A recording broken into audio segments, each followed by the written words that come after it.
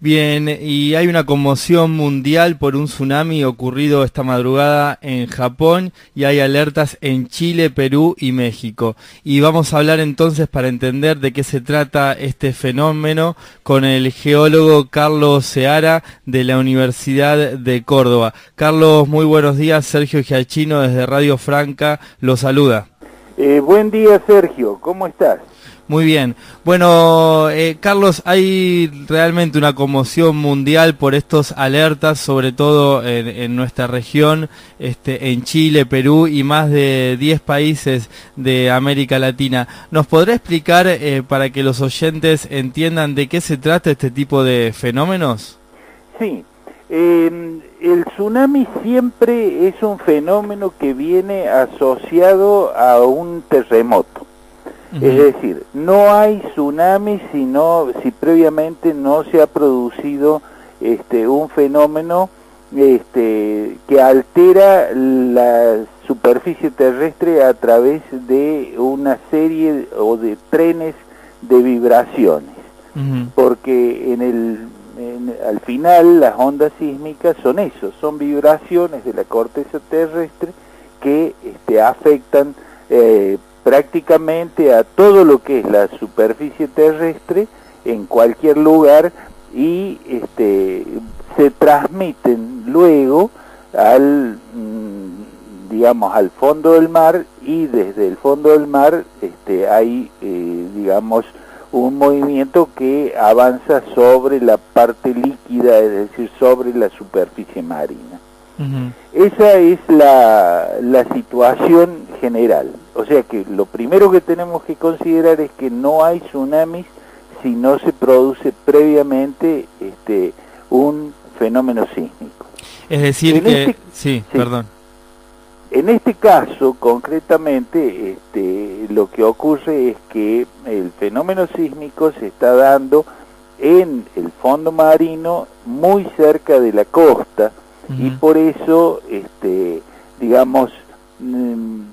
en los últimos terremotos que nosotros hemos tenido, hemos vivido situaciones límites, como el caso, por ejemplo, de los terremotos de Chile del año pasado. El caso concreto de este terremoto que se produce hacia el norte de las islas que componen el archipiélago japonés, es un fenómeno que se da justamente en la confluencia de placas tectónicas, donde la placa euroasiática presiona sobre lo que sería una porción de la placa pacífica que se llama la microplaca de las Filipinas. En ese lugar es donde se produce este terremoto que los japoneses podemos decir que lo estaban esperando desde hace bastante tiempo, porque el temblor de tierra más catastrófico que ellos han tenido ha sido hace aproximadamente unos 130, 140 años más o menos. Entonces, como todas estas zonas son zonas, muy frágiles a los movimientos sísmicos, y durante mucho tiempo hay uno que no se produce, ellos dicen, bueno, en algún momento va a estar, se va a presentar un temblor con características catastróficas, y aparentemente este sería el que se ha producido ahora. Los alertas que uno,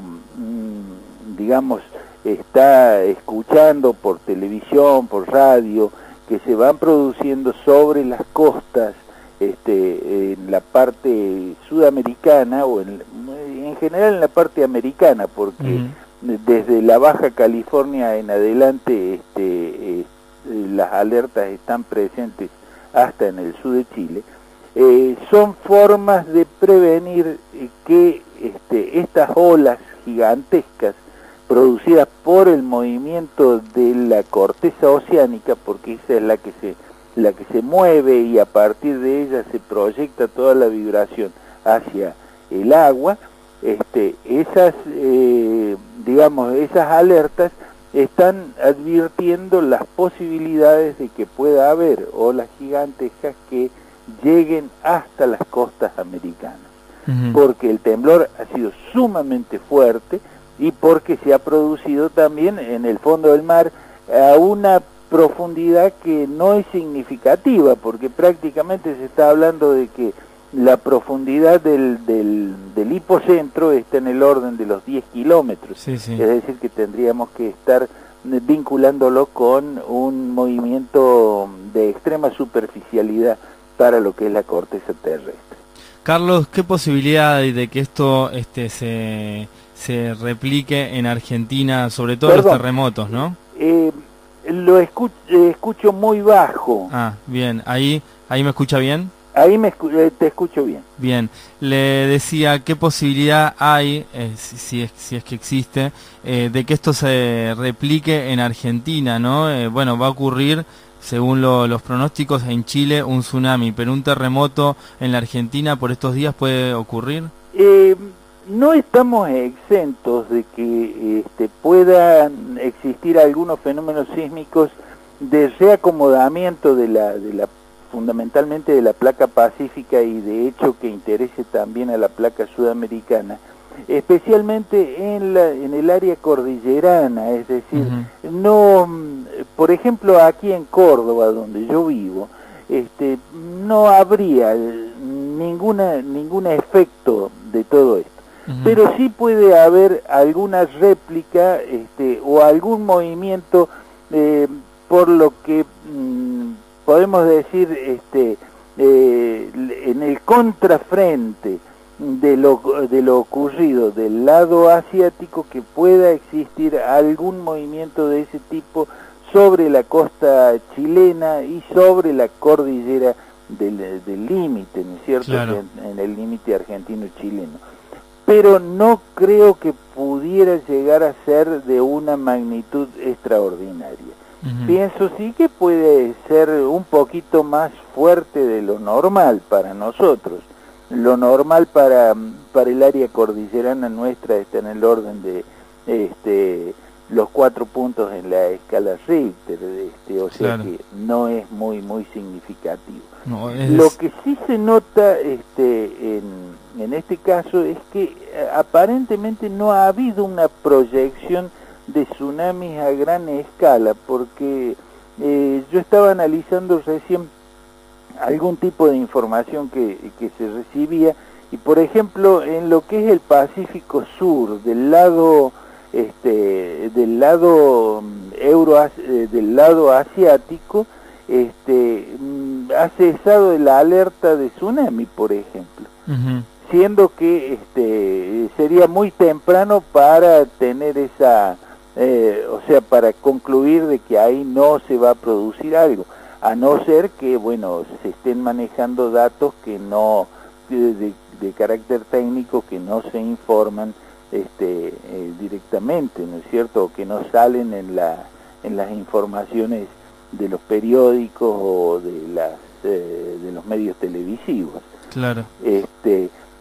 Por eso yo creo que hay que esperar un poco. Recién escuchaba yo un comentario que hacía el presidente de Chile, que decía que alrededor de las 6 de la tarde podría estar tocando el tsunami de producirse en las costas de la isla de Pascua, o sea que esto les está dando también una, digamos, un tiempo como para que las alertas sean efectivas, es decir, se retire la población de las costas, se busquen lugares altos donde guarecerse, lo mismo sobre la costa chilena, donde prácticamente de llegar el tsunami estaría siendo alrededor de las 20 horas, 22 horas del día de hoy, ¿no es cierto? Claro. Porque, digamos, el fenómeno de traslación del movimiento de la ola gigantesca, ¿no es cierto?,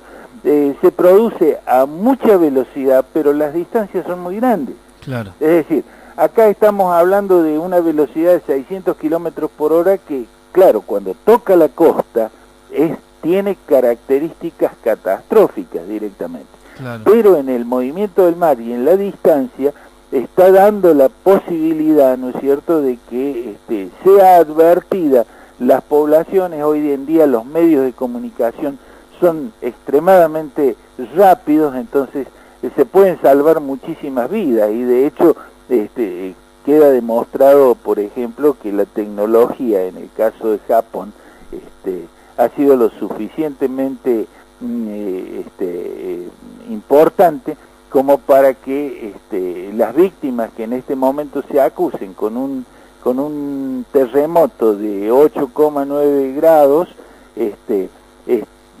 sean no más de 100 o 200, claro, cuando hace 140 años nosotros estábamos asistiendo a un terremoto un poco de menor intensidad que pero con 200.000 víctimas fatales, ¿no es cierto? O sea, bien, Carlos, para ir cerrando, ¿qué tiene que ver esto, si es que tiene que ver el movimiento de placas y estos fenómenos naturales con el cambio climático, los desmontes, bueno, el tema de la minería? ¿Tiene algo que ver esto? ¿Está relacionado o no? En realidad con el cambio climático, desde el punto de vista natural, no tendría nada que ver. Ajá. Ahora, cuando entra el hombre, cuando el hombre empieza a participar de todas estas salsas que hoy en día se están produciendo, indudablemente que alguna cuestión por ahí, digamos, tiene su importancia.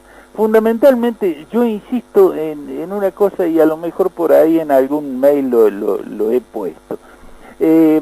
La respuesta, o sea, si nosotros analizamos el tema minería, por ejemplo, en el caso de la forestación no sería tanto, pero sí, el caso de minería, cuando yo produzco una voladura de las características que tienen las voladuras en la mega minería, lo que estoy generando es un temblor artificial de tierra a los efectos de que se me rompa la roca para después poder cargarla y llevarla a las trituradoras. Entonces, el hombre está produciendo este tipo de temblores que son de baja intensidad, pero que indudablemente en alguna medida están afectando la estabilidad sísmica de parte de la corteza terrestre. Y en ese aspecto, digamos, nuestro país que comienza a intervenir desde hace 20 años más o menos digamos, en la mega minería, bueno, indudablemente que estamos sintiendo algunos coletazos de eso, y que puede generar, no sé, digamos, sismos que habrá que ver si se suman las desestabilizaciones producidas por el hombre a las desestabilizaciones que naturalmente la Tierra tiene. Y en ese aspecto, indudablemente que si esta sumatoria se diera en algún momento a los 3 o 4 grados de la escala Richter, que son los temblores normales, tendremos que agregarle por ahí algún gradito más producido por digamos, por la actividad humana. Bien, Carlos Seara, geólogo de la Universidad de Córdoba, le agradecemos el contacto con Radio Franca de Concepción del Uruguay y los saludamos desde la provincia de Entre Ríos. Muchísimas gracias a ustedes por llamar. Yo creo que la tarea de ustedes es muy importante, porque si bien es cierto, ustedes viven en una zona extremadamente tranquila desde el punto de vista geológico, no hay que olvidarse que por ahí la Tierra también, la Pachamama pega sus sacudones y nos advierte de que es un organismo vivo, fundamentalmente. Claro. Bien, muchísimas gracias por la comunicación entonces. No hay por qué, Sergio, un gusto. Un abrazo. Era entonces el geólogo Carlos Seara explicando lo que es un tsunami, un terremoto, descartando además que se vayan a suceder consecuencias en la Argentina y relacionándolo no directamente con el cambio climático. Seguimos en el aire de Radio Franca.